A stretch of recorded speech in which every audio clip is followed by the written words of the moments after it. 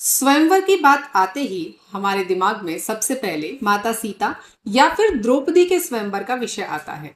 पर क्या आपने देवकी के स्वयंवर के बारे में सुन रखा है? देवकी श्री कृष्ण की माता।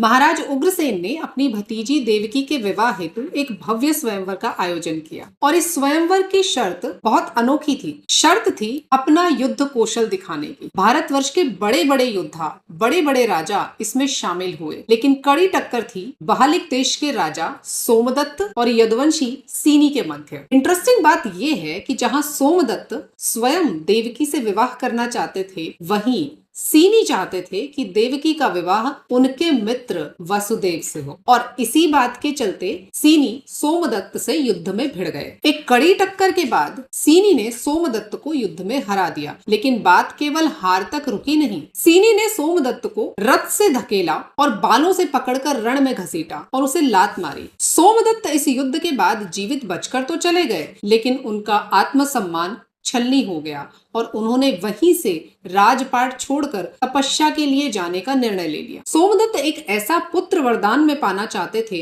जो एक दिन सीनी से उसके अपमान का बदला ले सके। महाभारत में जो 14वें दिन का युद्ध देखा गया वो उसी बात का परिणाम था। भूरिश्रवा सोमदत्त का वही वरदान में मिला पुत्र था जो लड़ रहा था सीनी के पोते शातकी से, और इस लड़ाई में भूरिश्रवा ने अपने पिता के अपमान का बदला लेते हुए शातकी को बुरी तरह से हराया। न केवल हराया, उसने उसी प्रकार शातकी को रथ से धकेला और बालों से पकड़कर रण में घसीटा। किंतु उसी समय शातकी की सहायता के लिए अर्जुन वहां आ गए और उन्होंने भूरिश्रवा का हाथ काट दिया। इस प्रकार दूसरे योद्धा की इंटरफेरेंस और उनके हाथ काटे जाने से अपमानित होकर भूरिश्रवा ने अपने हथियार डाल दिए और मौन व्रत धारण करके ध्यान मुद्रा में बैठ गए। उसी समय शातकी ने भूरिश्रवा का वध कर दिया। इस प्रकार से अपमान के बाद अपमान हुआ और बदले के बाद बदला लिया गया, जिसकी शुरुआत हुई देवकी के स्वयंवर से। जय सिया राम।